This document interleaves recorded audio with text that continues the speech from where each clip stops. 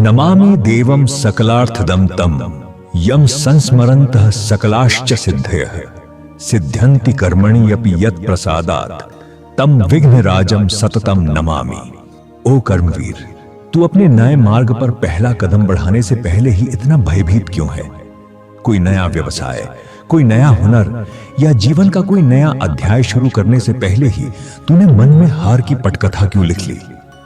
तू अपनी असफलताओं की आशंकाओं से घिरकर मेरे विग्रह के सम्मुख आकर पूछता है, लंबोदर, इस नए काम में यदि मैं बिखर गया तो क्या होगा? मेरी बाधाएं दूर क्यों नहीं होती? सुन, जब संपूर्ण ब्रह्मांड की परिक्रमा करने की चुनौती आई थी, तब कार्तिकेय अपने तीव्र वाहन के साथ निकल पड़े थे। मेरे पास कोई तीव्र वाहन नहीं था, पर मैंने संशय नहीं किया। मैंने अपनी बुद्धि का प्रयोग किया और माता पिता की परिक्रमा कर विजय प्राप्त की। मेरा यह रूप तुझे सिखाता है कि किसी भी यात्रा की शुरुआत संसाधनों से नहीं, बल्कि सही सूझबूझ और निर्भय संकल्प से होती है। सत्य तो यह है कि बाधाएं मार्ग में नहीं, केवल तेरे मस्तिष्क में है।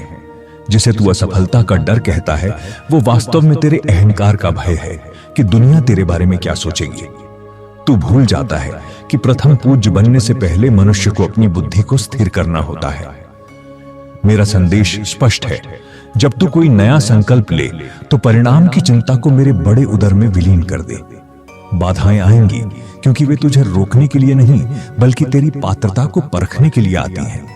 अपनी बुद्धि की धार को तेज कर डर को पीछे छोड़ और पहला कदम बढ़ा। जब तू अपनी पूरी समझ और निष्ठा के साथ कर्म के कुरुक्षेत्र में उतरता है, तो मैं स्वयं तेरी सिद्धि बनकर खड़ा हो जाता हूं। आरंभ से मत डर, क्योंकि हर महान अंत की शुरुआत एक छोटे और सहमे हुए कदम से ही होती है। उठ, अपनी बुद्धि पर विश्वास कर और श्री गणेश कर।